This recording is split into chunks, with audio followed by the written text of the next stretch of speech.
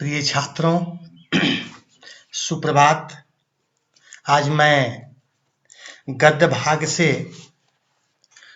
सुदर्शन द्वारा लिखित प्रथम शीर्षक बात अठन्नी की विषय वस्तु से आपको अवगत कराऊंगा। सबसे पहले लेखक परिचय, इसके उपरांत कहानी का उद्देश्य, शीर्षक की सार्थकता और पात्र परिचय। इसके उपरांत पाठगत विषय वस्तु से आपको अवगत कराया जाएगा। तो सबसे पहले लेखक परिचय, जैसा कि हम जानते हैं बोर्ड में लेखक परिचय से हमेशा प्रश्न पूछे जाते हैं। उसमें उनका साहित्यिक परिचय और दूसरा जो क्वेश्चन होता है उनकी जीवनी से संबंधित पूछे जाते हैं। तो सबसे पहले लेखक का जो जीवन परिचय है उसके बारे में हम जानकारी आपको दे रहे हैं। सुप्रसिद्ध कहानीकार सुदर्शन जी का जन्म सन 1896 ईस्वी में सियालकोट, जो आज पाकिस्तान में है, उनका जन्म हुआ था। इनका वास्तविक नाम बद्रीनाथ था। प्रारंभ में सुदर्शन जी ने उर्दू में अपनी रचनाएं लिखी। धीरे धीरे उन्होंने हिंदी भाषा में लिखना शुरू किया। उनका लेखन बहुत ही प्रभावशाली और यथार्थ विषयों पर अवलंबित होता था। कहानी लेखन में उन्हें प्रेमचंद का समकक्ष माना जाता है। उनकी कहानियों में जो समस्याओं का समाधान है वह आदर्शवादी दृष्टिकोण को लिए हुए होता है। यथार्थ रूप से उनकी जो कहानियां हैं आदर्श पर महिमा मंडित और अवलंबित होती हैं। इनकी कहानियों के जो प्रकृति है यथार्थ चित्रण में विश्वास करती हैं, जिनका संदेश आदर्शवादी के साथ साथ समाज सुधार, परिवार सुधार और व्यक्ति सुधार से संबंधित होता है। इनकी जो भाषा शैली है वह सहज, सरल, उत्कृष्ट और मुहावरेदार के साथ साथ प्रभावशाली ढंग से शब्दों का चयन कर करके एक अर्थ से युक्त कहानी लिखी जाती है जो सबों के अंतःकरण पर अंकित हो जाती है।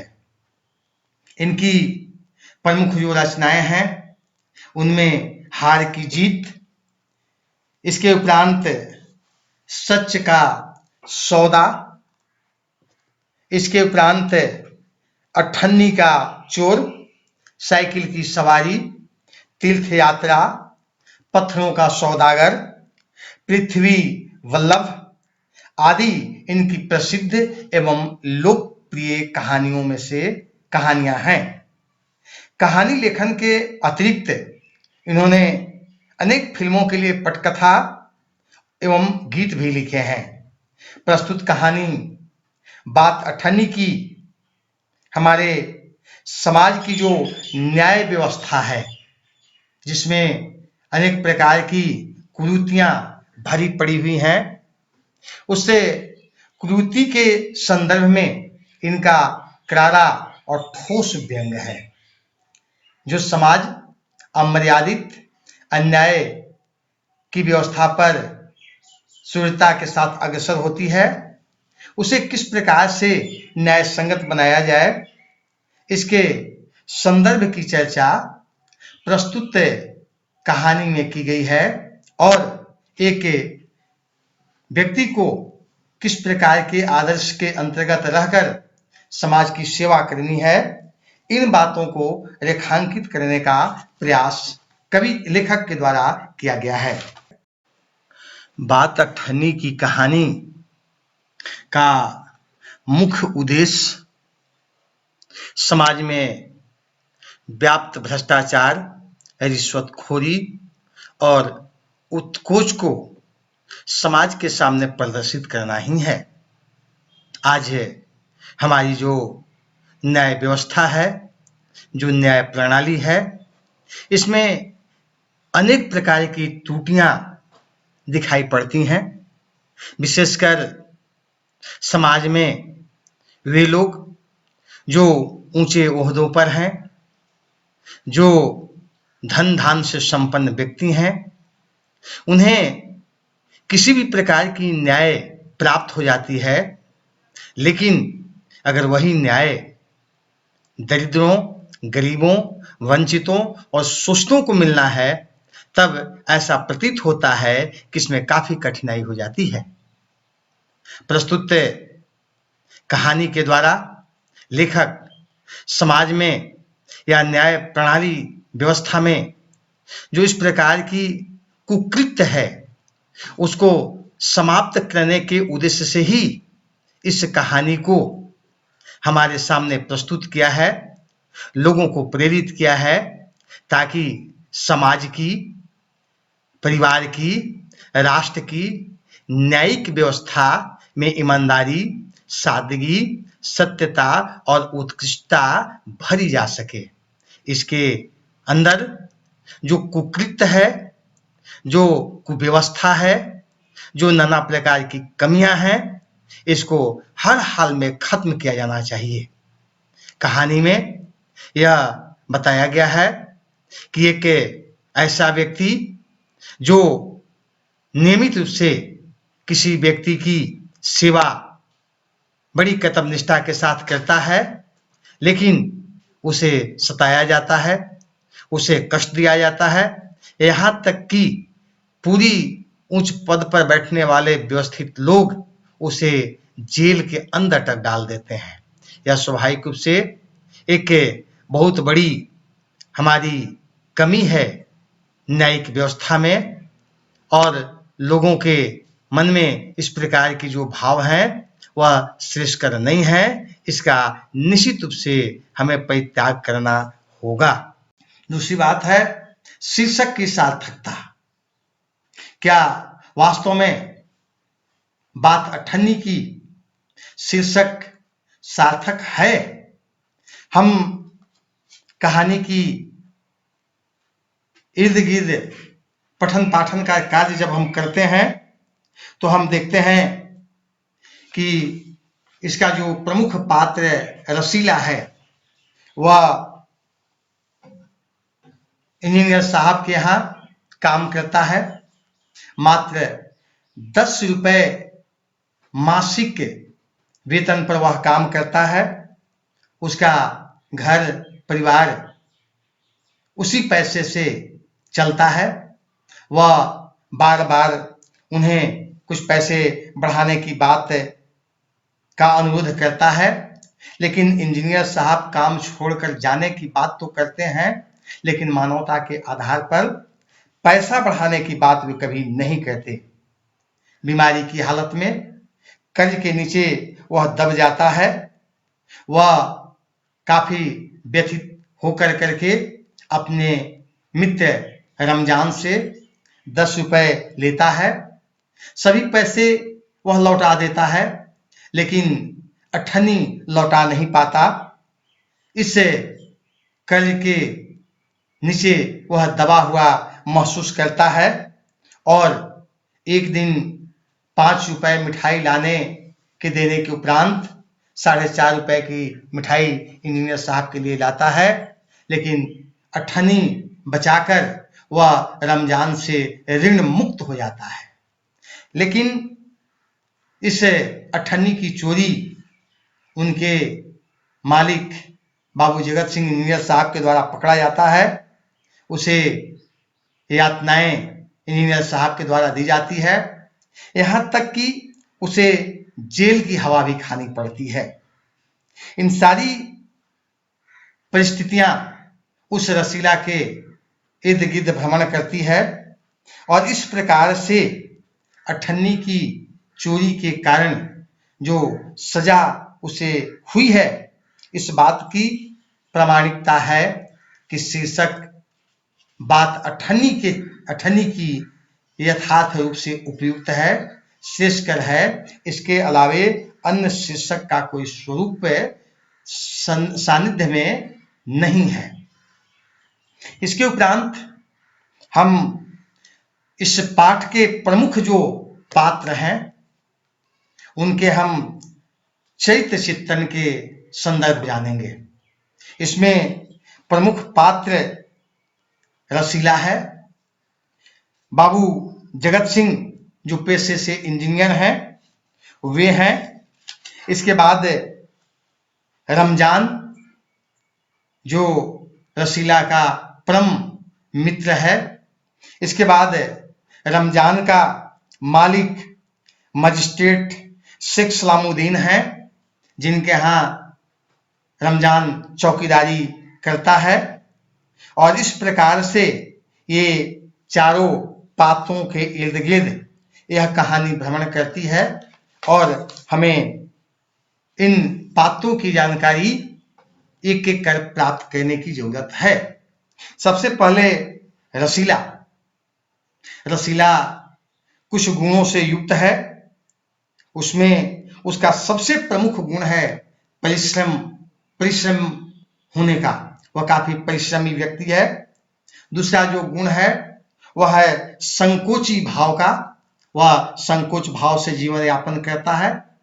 तीसरा जो सबसे प्रमुख उसका गुण है वह कर्तव्य निष्ठा का। वह कर्तव्यनिष्ठ व्यक्ति है। चौथा जो गुण है वह सीधा एवं सरल व्यक्तित्व का धनी व्यक्ति है। इसके बाद पांचवा जो गुण है वह व्यवहार कुशल है। सबसे पहले जो गुण है परिश्रमी होने का, उसके संदर्भ की जानकारी हम प्राप्त करते हैं। रसीला बात अठन्नी की कहानी का सबसे प्रमुख पात्र है। कहानी इसी व्यक्ति के इर्द गिर्द भ्रमण करती है। यह सीधा साधा सरल और उत्कृष्ट विचार वाला व्यक्ति है। यह बाबू जगत सिंह जो पेशे से इंजीनियर हैं, उनके यहाँ नौकर का काम करता है। बाबू जगत सिंह इससे 10 रुपए प्रति माह देते हैं, लेकिन वह इतने कम पैसे में भी बड़ी यत्न से, बड़ी मेहनत से, बड़े शुद्ध भाव से उनके सारे के सारे कार्य वह करता है। वह काफी दिनों से इनके यहाँ काम करता है। वह मन लगा करके काम करता है। उसमें काम करने के जो भाव हैं उसमें त्याग स्पष्ट रूप से दृष्टिगोचर होता है। अपने काम के प्रति वह निपुणता के साथ, परिपूर्णता के साथ, विवेक के साथ अपने कार्य को वह पूरा करता है। काम की जो रूपरेखा है उसको देखने के पश्चात हमें ऐसा प्रतीत होता है कि वह अपने कार्य में परिश्रमी होने का जो उसकी प्रकृति है, उसका जो व्यवहार है, वह स्पष्ट रूप से दृष्टिगोचर होता है। दूसरा जो उसका विचार है संकोची होने का। वह संकोच भाव से वह काम करता है। वह जब उनके यहाँ काम करता है तो बच्चे की बीमारी की बात उसे समाचार के रूप में प्राप्त होती है। वह अपने मालिक से, बाबू जगत सिंह जो पेशे से इंजीनियर हैं, रमजान के कहने के पश्चात भी वह पेशगी नहीं मांगता।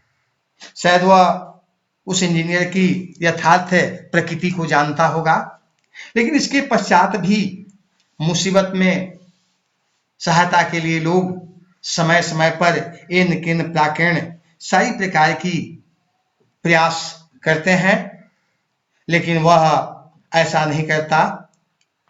वह नौकरी छोड़ करके अन्यत्र जाना भी नहीं चाहता। वह इतना संकोच भाव से जीवन यापन करता है कि अपनी पीड़ा को न तो पेशगी के लिए व्यक्त करता है और न ही रमजान से पैसा मांगने के लिए, लेकिन वास्तव में रमजान उसकी व्यथा को समझ लेता है, क्योंकि वह आंतरिक मित्र था। उसके अंदर की व्यथा को, पीड़ा को वह समझता था और उसे वह कुछ पैसे ला करके रखता भी है। इससे पता लगता है कि उसका जो विचार है वह बिल्कुल संकोची भाव का है। तीसरी जो व्यवस्था है वह कर्तव्य निष्ठा का। वह कर्तव्य परायण, कर्तव्यनिष्ठ, अहर्निश काम करने वाला, निरंतर काम करने वाला व्यक्ति है।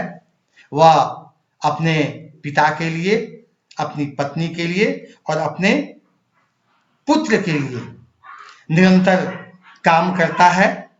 कम पैसे में भी वह उनका लालन पालन कर करके अपने कर्तव्यनिष्ठ होने का प्रमाण निरंतर वह देता है। वह कम तनख्वाह पा करके भी अपने बूढ़े पिता का, अपने पत्नी और तीनों बच्चों का भरण पोषण करता है। इससे प्रतीत होता है कि वह एक कर्तव्यनिष्ठ व्यक्ति है। वह स्वाभाविक रूप से अपने काम के प्रति समर्पण का भाव, त्याग का भाव दिखाता है और बड़े ही यत्न के साथ, कर्तव्यनिष्ठा के साथ, वह कर्तव्य परायणता के साथ अपने कर्तव्य का निर्वहन करता है। अगली जो उसका प्रकृति है, सीधा एवं सरल।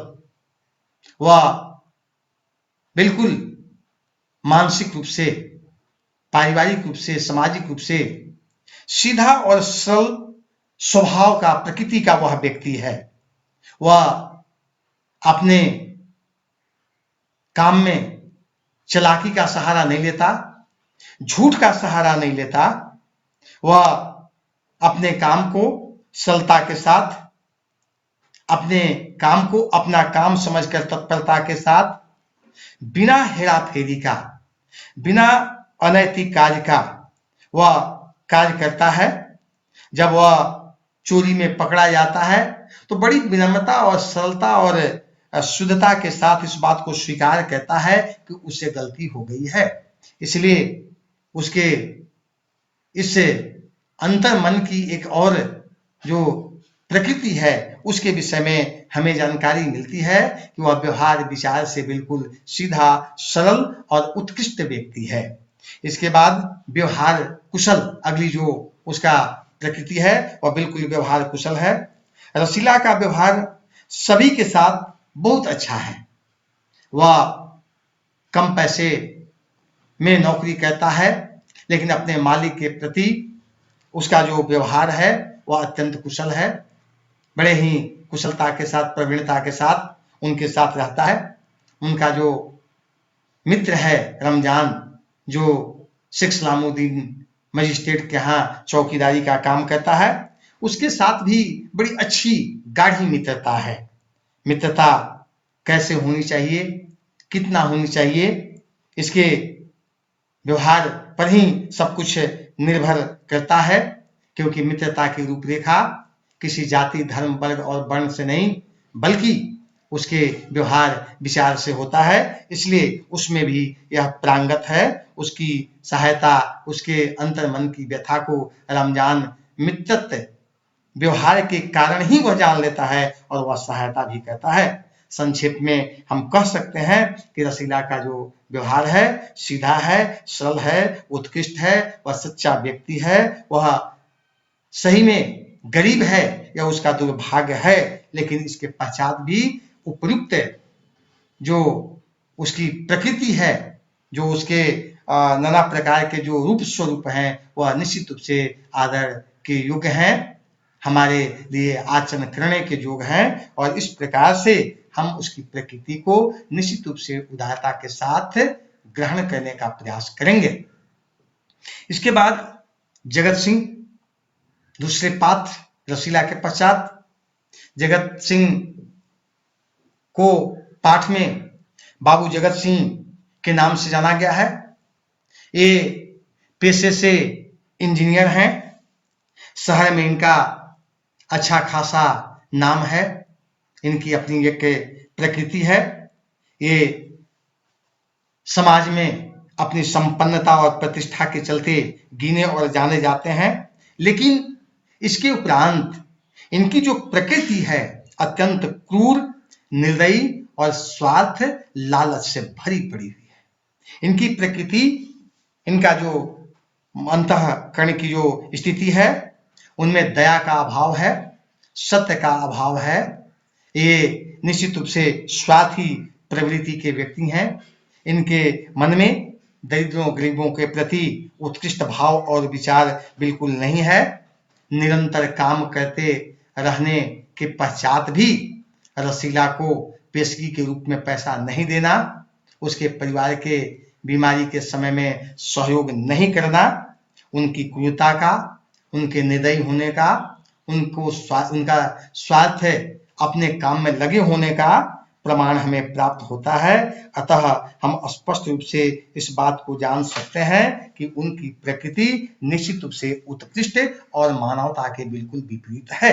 हम उन्हें इस बात के लिए नहीं जान सकते कि वे समाज में एक उत्कृष्टता के द्योतक हैं और सभी लोगों को वे सम्मान देते हैं, बल्कि उनके यहाँ जो नौकर काम करता है वे मानवता की सारी सीमाएं हदें पार करते हुए वे स्वाभाविक रूप से उन्हें जेल तक भिजवा देते हैं। आप समझ सकते हैं कि जो व्यक्ति किसी व्यक्ति का कपड़ा धोता हो, जूठा धोता हो और वह व्यक्ति उसके लिए एक मुसीबत में खड़ा न हो, उस व्यक्ति के लिए वह थोड़ा सा भी त्याग न करे, बल्कि उसके साथ ऐसा भद्दा मजाक करे जिसमें क्रूरता, जिसमें निर्दयता का भाव स्पष्ट रूप से दृष्टिगोचर हो। यह अमानवीय कार्य है। हम इसे किसी भी प्रकार से यथेष्ट नहीं मान सकते। हम इन सारी बातों को स्वीकार भी नहीं करते। समाज में ऐसे बातों की जगह भी बिल्कुल नहीं होनी चाहिए।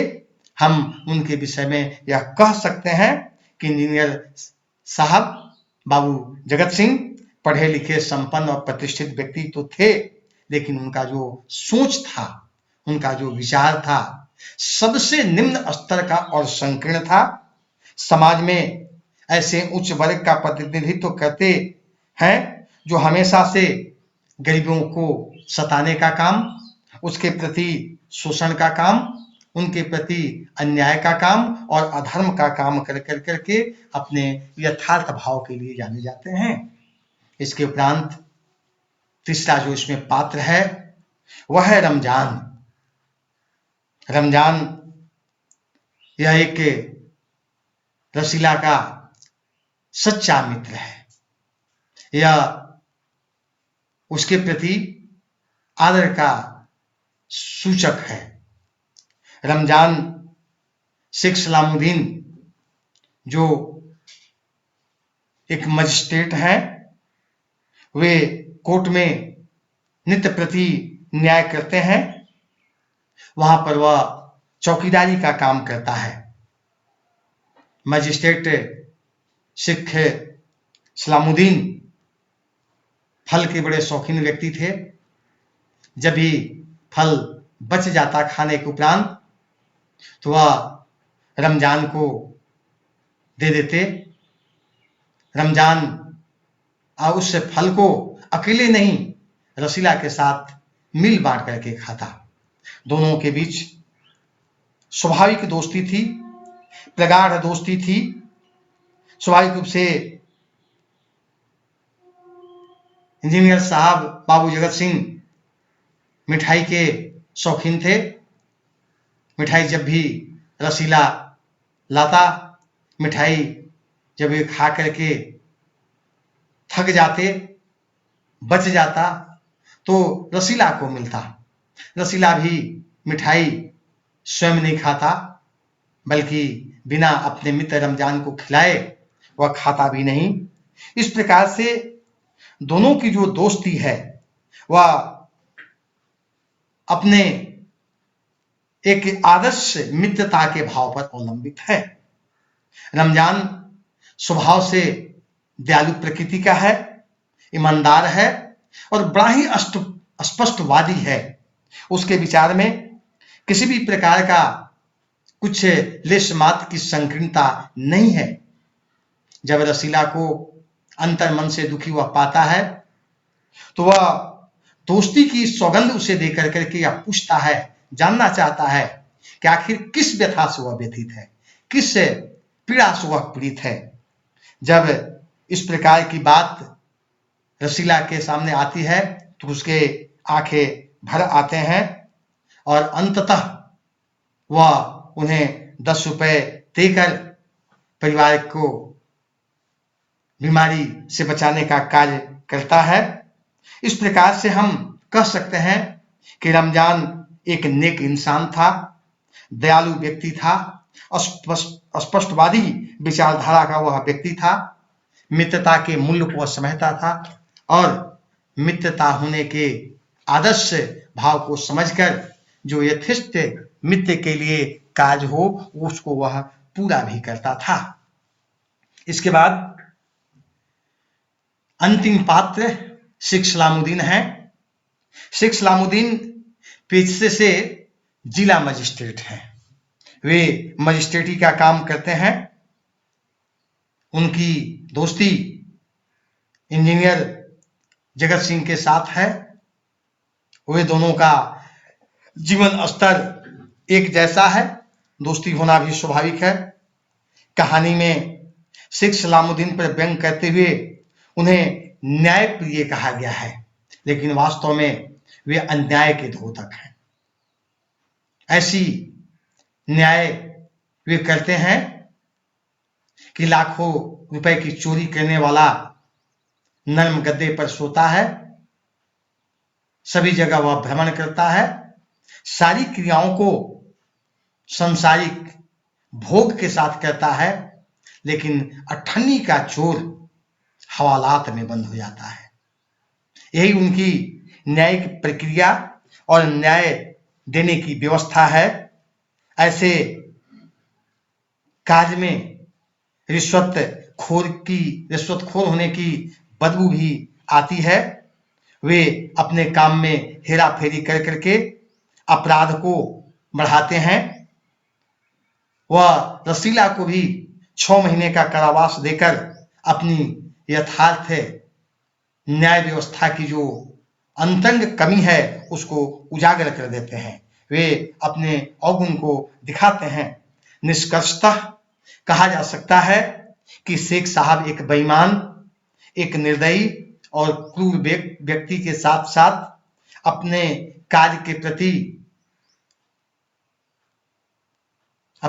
के प्रति वे लापरवाह हैं। नकारात्मकता के भाव उनके चरित्र का एक द्योतक है, सूचक है। जो कार्य उन्हें नहीं करना चाहिए उस कार्य को वे निरंतरता के साथ करते हैं, जो निश्चित रूप से श्रेष्ठकर नहीं कहा जा सकता। शेख सलामुद्दीन हमारी न्याय व्यवस्था के लिए एक धब्बा है। ऐसे न्याय व्यवस्था से हमारी जो व्यवस्था है, सामाजिक व्यवस्था या राष्ट्रहित की व्यवस्था, इस पर कुठाराघात होता है। इस प्रकार की प्रकृति से, इस प्रकार के अन्यायी विचारों वाले व्यक्तियों से हमें बचना चाहिए।